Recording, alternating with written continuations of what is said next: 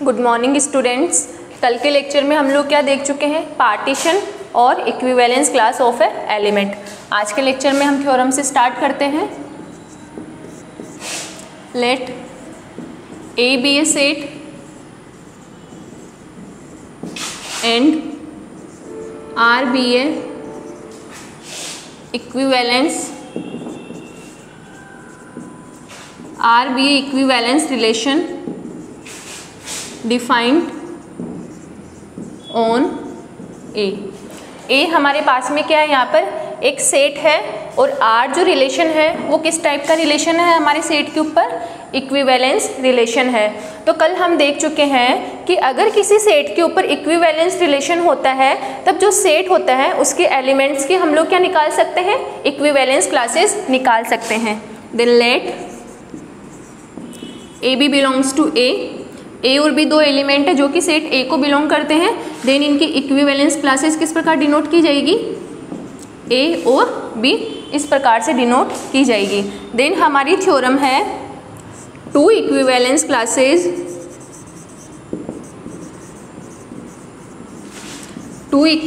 Classes are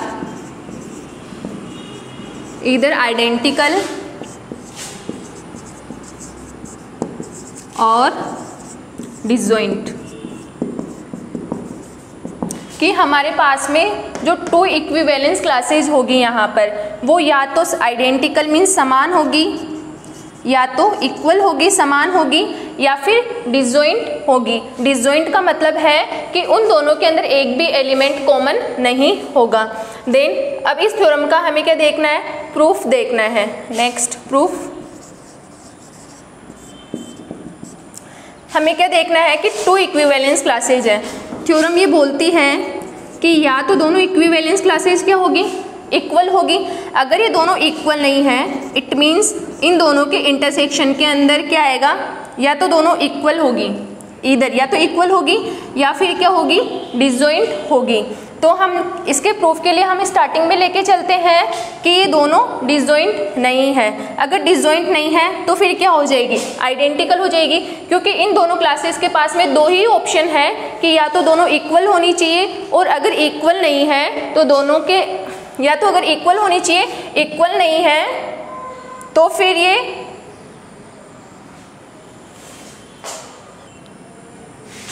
अब हम मान लेते हैं कि अगर मेरे पास में दोनों इक्विवेलेंस क्लासेस क्या है, इक्वल है। इक्वल होगी तो ट्रिवियल है कि डिसजॉइंट नहीं होगी, क्योंकि इक्वल है इन दैट कंडीशन डिसजॉइंट नहीं होगी, क्योंकि उन दोनों के अंदर सारे के सारे एलिमेंट्स से क्या होंगे, इक्वल होंगे।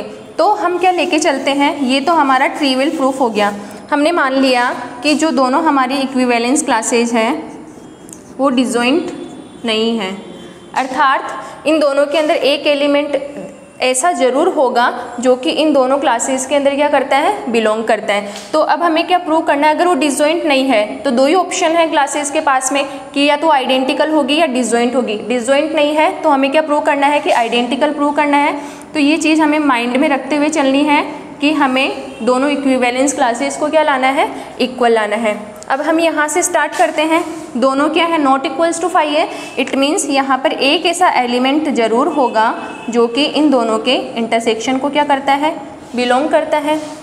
अगर सी इन दोनों के इंटरसेक्शन को बिलोंग करता है इट मीन सी इनको सेपरेटली भी बिलोंग करेगा। सी इक्विवेलेंस क्लास ऑफ ए को भी बिलोंग करता है, और सी जो है इक्विवेलेंस क्लास ऑफ बी को भी बिलोंग करता है। कल के लेक्चर में हम देख चुके हैं कि इक्विवेलेंस क्लास ऑफ ए के अंदर कौन से एलिमेंट आते हैं, सेट के वो एलिमेंट जो कि इस ए के साथ में क्या होते हैं, रिलेट होते हैं।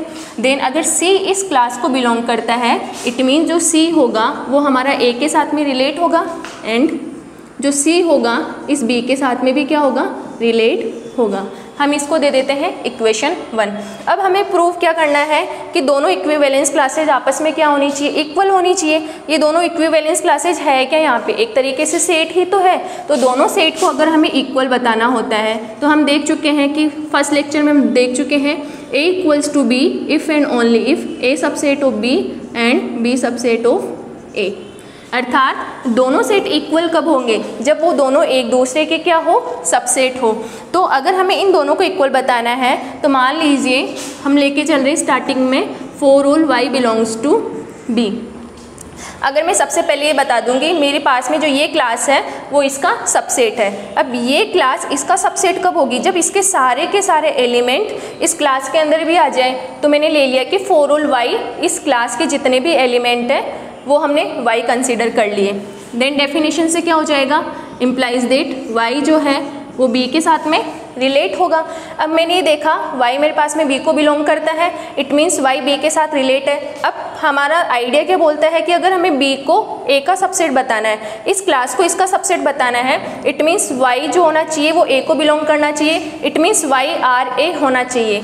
यहाँ पे ध्यान में रखना, सबसे पहले हम इसके अंदर इसका यूज़ करेंगे कि R हमारे पास में क्या है, यहाँ पे इक्विवेलेंस रिलेशन है। अगर मैं यहाँ पे बी आर ए लेके आ जाती हूँ कहीं से भी, अगर बी आर ए लेके आ गई इट मीन्स मेरे पास में क्या आ जाएगा, वाई आर ए आ जाएगा। अब बी आर ए हम कहाँ से लेके आ सकते हैं, हम पहले हमारे पास में इक्वेशन फर्स्ट है, तो हम जहाँ से स्टार्टिंग से लेके हम जहाँ तक आ रहे हैं हमें सारी चीज़ों को माइंड में रखते हुए उन सब का यूज़ करना है। तो सबसे पहले हमने रिलेशन को नोटिस किया, रिलेशन कौन सा है, इक्विवेलेंस रिलेशन, और इक्वेशन फर्स्ट दे रखी है कि C R A and C R B. अब मुझे यहाँ पर चाहिए बी आर ए चाहिए। अब बी आर ए कैसे आ सकता है, हम यहाँ पे क्या देख रहे हैं, ये रिलेशन है, इसको हम सिमेट्रिक भी बोल सकते हैं क्योंकि रिलेशन इक्विवेलेंस है। तो हम इसको यहाँ से बी आर सी लिख सकते हैं, बी आर सी, एंड यहाँ से क्या हो जाएगा सी आर ए। ठीक है, तो ये रिलेशन हमारा ट्रांजिटिव भी है। Then B R C and C R A implies that B R A. ये यहाँ से हमने इस फर्स्ट इक्वेशन का यूज़ किया। देन हमारे पास में यहाँ क्या आ गया, B R A implies that, यहाँ पर हमने वापस रिलेशन का यूज़ करते हुए ट्रांजिटिव प्रॉपर्टी लगाई और वाई आर ए आ गया। इम्प्लाइज दैट वाई किसको बिलोंग करेगा, इक्विवेलेंस क्लास ऑफ ए को बिलोंग करेगा। इम्प्लाइज दैट हमारे पास में जो बी है वो किसका सबसेट हो गया, इक्विवेलेंस क्लास ऑफ ए का सबसेट हो गया। अब नेक्स्ट हमें देखना है, हमने इसको इसका सबसेट बता दिया, अब हमें इसको इसका सबसेट बताना है। इक्विवेलेंस क्लास ऑफ ए को किसका सबसेट बताना है, इक्विवेलेंस क्लास ऑफ बी का सबसेट बताना है। इट मीन्स इस क्लास के सारे एलिमेंट किसके अंदर जाने चाहिए, इक्विवेलेंस क्लास ऑफ बी के अंदर जाने चाहिए। तो नेक्स्ट हम देखते हैं, for all x belongs to equivalence class of A. इस a के सारे एलिमेंट हमने किस टाइप के लिए, x लिए। इम्प्लाइज दैट x जो है वो a के साथ रिलेट होगा, किससे, by the definition of equivalence class से। अब मुझे क्या चाहिए कि मेरे पास में a इक्विवेलेंस क्लास है। अब ये x के सारे x किसके अंदर जाने चाहिए, b के अंदर जाने चाहिए। इट मीन्स मेरा x किससे रिलेट होना चाहिए, b से रिलेट होना चाहिए। अगर मैं यहाँ पे ले आती हूँ a आर बी, देन मेरा x आर बी हो जाएगा। अब a आर बी कहाँ से आएगा, वापस इसी इक्वेशन का यूज़ करेंगे हम। यहाँ से a आर बी के लिए हमें क्या चाहिए, a आर सी हो जाएगा। यहाँ से रिलेशन कौन सा है, इक्विवेलेंस है तो सिमेट्रिक भी होगा, A R C and C R B. Implies that यहाँ से क्या मिल गया हमें, ए आर बी मिल गया। तो यहाँ से हम ए आर बी यहाँ पर यूज़ कर सकते हैं, A R B X R A and A R B. Implies that X R B, X किससे रिलेट हो गया, बी से रिलेट हो गया।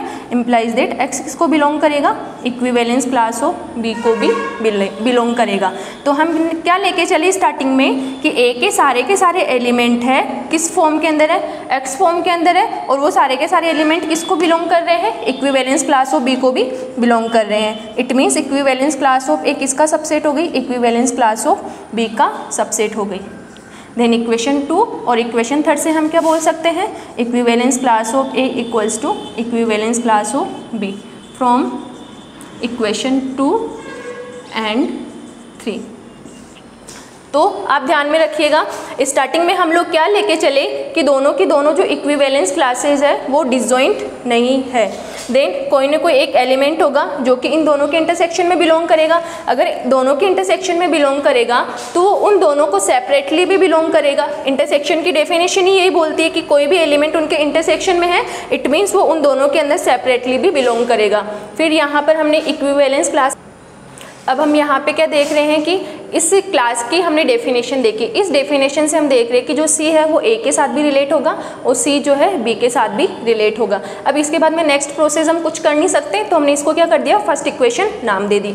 अब हमें माइंड के अंदर ये रखना है कि हमें प्रूफ क्या करना है। देन हमें दोनों सबसेट को, दोनों जो सेट है इन दोनों सेट को इक्वल बताना है। दोनों सेट को इक्वल बताना है, इट मीन्स दोनों को हम एक दूसरे का क्या बता सकते हैं, सबसेट बता सकते हैं। दोनों को एक दूसरे का सबसेट कैसे बताते हैं कि अगर हम किसी, मान लीजिए यहाँ पर ए सबसेट ऑफ बी है, इट मीन्स ए के सारे एलिमेंट किसके अंदर होने चाहिए, बी के अंदर होने चाहिए। इन दैट कंडीशन हमारा ए क्या होता है, बी का सबसेट होता है। तो हमने ले लिया सबसे पहले कि जो मेरे पास में इक्विवेलेंस क्लास ऑफ बी है, इसके एलिमेंट किस फॉर्म के अंदर है, वाई की फॉर्म के अंदर है। फिर हमने इसी की डेफिनेशन लगाई इक्विवेलेंस क्लास ऑफ बी की। ये y जो है इक्विवेलेंस क्लास ऑफ बी के अंदर कब होगा, जब ये b के साथ में क्या होगा, रिलेट करेगा।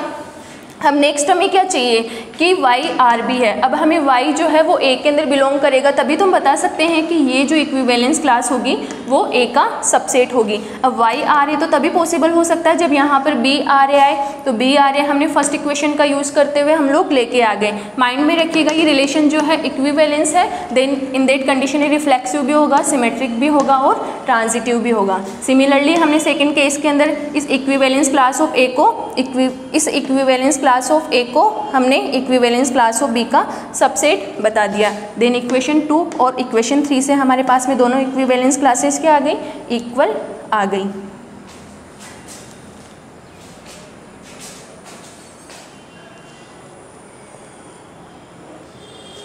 अब हमने इक्विवेलेंस क्लासेस के ऊपर थ्योरम भी पढ़ ली है। अब नेक्स्ट हम स्टार्ट करते हैं बाइनरी ऑपरेशन। बाइनरी ऑपरेशन से पहले हम फंक्शन की छोटी सी डेफिनेशन जानेंगे कि फंक्शन क्या होते हैं। फंक्शन,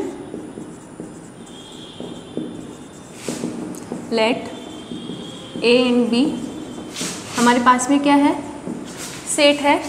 देन फंक्शन जो होता है वो ए से बी के अंदर डिफाइन किया जाता है।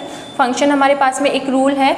अब फंक्शन क्या होता है, ये ए के सारे एलिमेंट, प्रत्येक एलिमेंट, ए के जितने भी एलिमेंट होते हैं उनको बी के किसी एक यूनिक एलिमेंट के साथ में क्या करता है, रिलेट करता है। तो रिलेशन में हमने क्या देखा था, रिलेशन में हमने देखा था कि ए के जो एलिमेंट होते हैं वो बी के एलिमेंट के साथ में रिलेट होते हैं, बट वहाँ पे कोई कंडीशन ये नहीं थी कि ए के सारे एलिमेंट ही बी के साथ में रिलेट होने चाहिए। बट फंक्शन के अंदर क्या देखते हैं हम कि ए के सारे एलिमेंट ही बी के एलिमेंट के साथ में रिलेट होने चाहिए, बट कंडीशन ये है कि ए के सारे एलिमेंट बी के एलिमेंट के साथ तो रिलेट होंगे, लेकिन जो वन एलिमेंट होता है इधर का वन एलिमेंट केवल और केवल वन एलिमेंट के साथ ही रिलेट होगा। इट मीन्स इसकी जो इमेज बनेगी वो केवल और केवल वन ही होगी, यूनिक ही होगी। ये हम फंक्शन देख लिया हमने। अब नेक्स्ट हम स्टार्ट करते हैं बाइनरी ऑपरेशन। बाइनरी ऑपरेशन क्या होती है, द्विआधारी संक्रियाएं।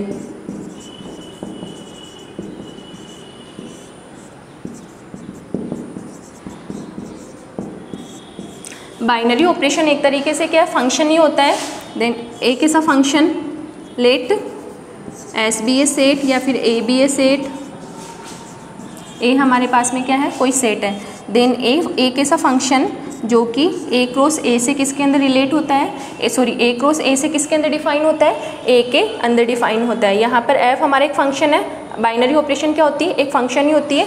अब ए क्रॉस ए के जो एलिमेंट होते हैं वो हमेशा ऑर्डर्ड पेयर के रूप में लिखे जाते हैं, जहाँ पर ए बी दोनों के दोनों कहाँ से आएंगे, ए से ही आएंगे। Then if F of A comma B भी अगर ए को बिलोंग करता है, इन दैट कंडीशन ये जो फंक्शन होगा, या फिर हम इस बाइनरी ऑपरेशन को स्टार से भी डिनोट करते हैं, ये जो स्टार होगा वो क्या होगा, बाइनरी ऑपरेशन होगी। आप इसको इस प्रकार नहीं देखें तो इस प्रकार देख लीजिए कि मान लीजिए ए बी किसको बिलोंग करता है, ए को बिलोंग करता है, इम्प्लाइज दैट अगर ए स्टार बी भी किसको बिलोंग करे, ए को बिलोंग करे, इन दैट कंडीशन ये जो हमारे पास में यहाँ पर स्टार जो होगी वो क्या होगी, हमारी बाइनरी ऑपरेशन। यहाँ पर इसको बाइनरी या फिर द्विआधारी संख्या इसलिए बोलते हैं क्योंकि हम यहाँ पे दो सेट का यूज़ ले रहे हैं। और ध्यान में रखना ये हमारे पास में क्या है, एक तरीके से कार्टेशियन प्रोडक्ट ही है। कार्टेशियन प्रोडक्ट के एलिमेंट्स किस फॉर्म के अंदर होते हैं, ए कोमा बी के फॉर्म में होते हैं। देन अगर ए कोमा बी ए को बिलोंग करता है, इम्प्लाइज दैट ए स्टार भी किसको बिलोंग करना चाहिए, चाहिए, ए को ही बिलोंग करना चाहिए। ये हमारे पास में क्या हो गई,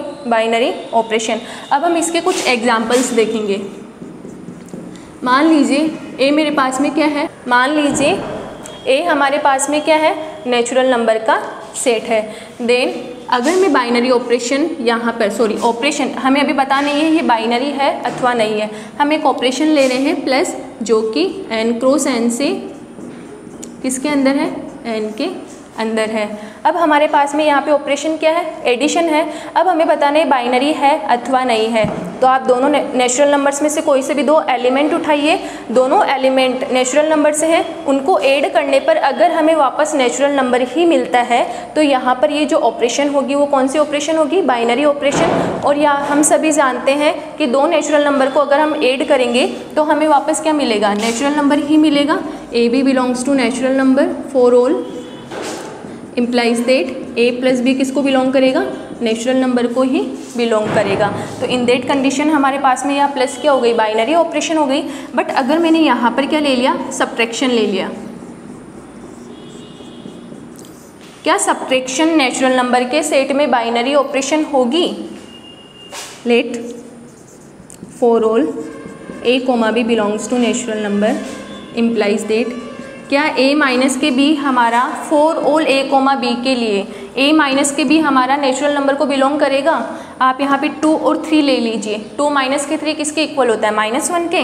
क्या -1 नेचुरल नंबर में जाएगा, नहीं जाएगा।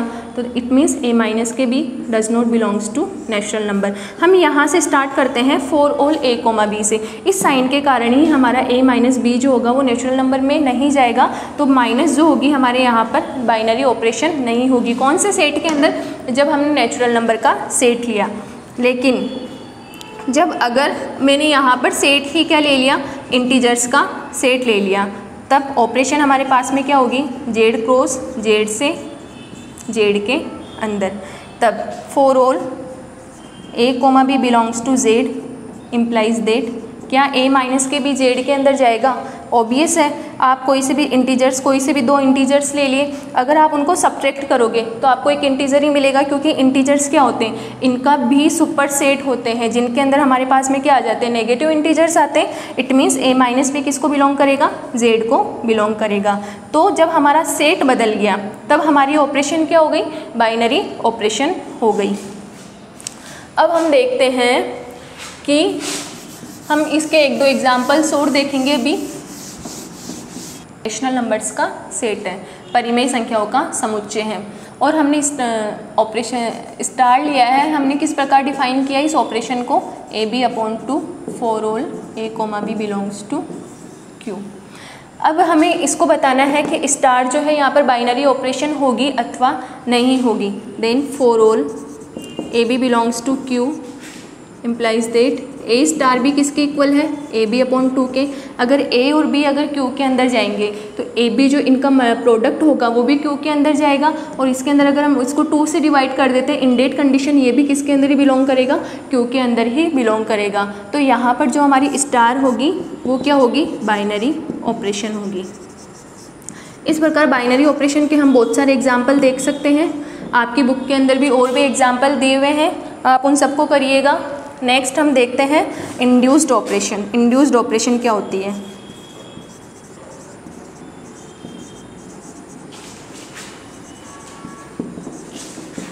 प्रेरित संक्रियाएं।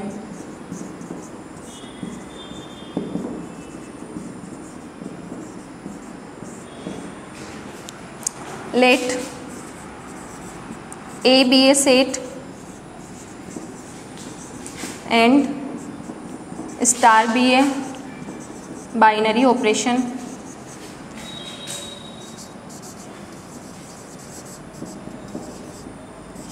Defined on A and let B is a B be A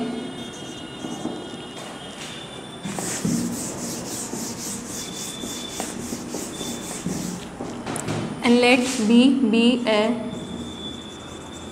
subset of A if star be a binary operation on B, then star is said to be induced operation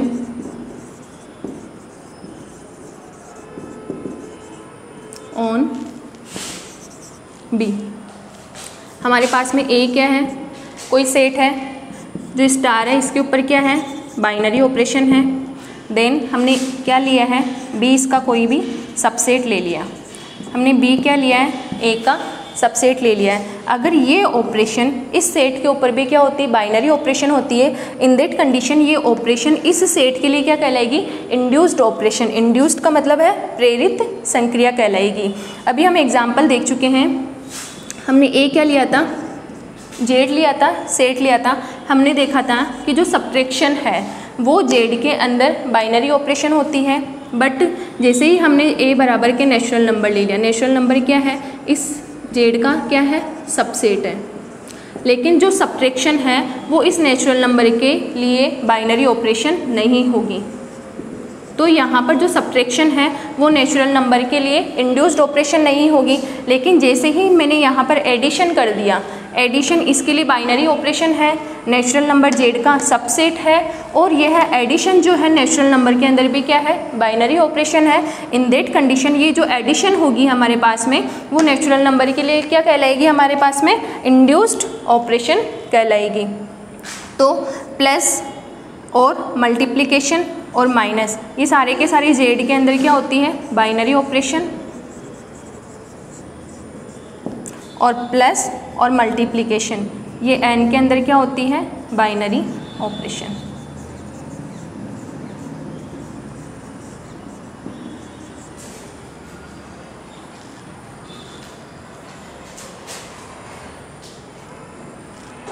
आप इन सारी चीज़ को Fairlie यहाँ पे note कर लीजिए। Late A बराबर के Z, then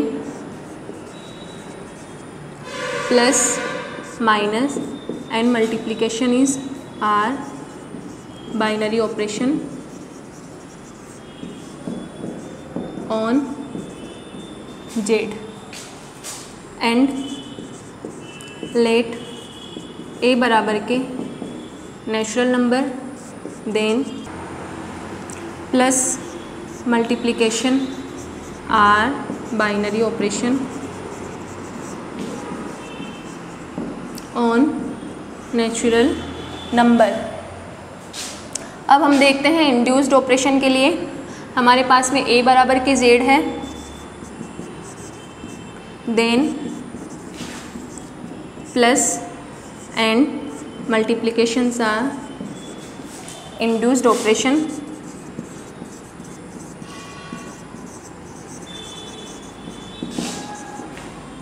defined on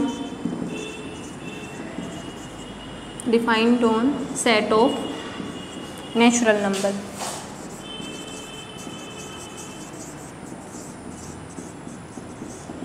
हमारे पास में अगर सेट अगर हमने जेड लिया है तब प्लस और जो मल्टीप्लिकेशन होगी वो नेचुरल नंबर के लिए क्या होगी, इंड्यूस्ड ऑपरेशन होगी। नेक्स्ट हम स्टार्ट करते हैं हमारा अलजेब्रिक स्ट्रक्चर क्या होता है।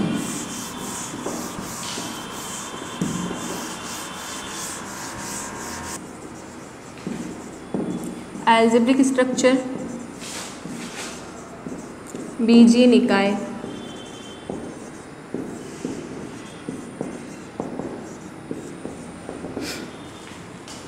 A set together with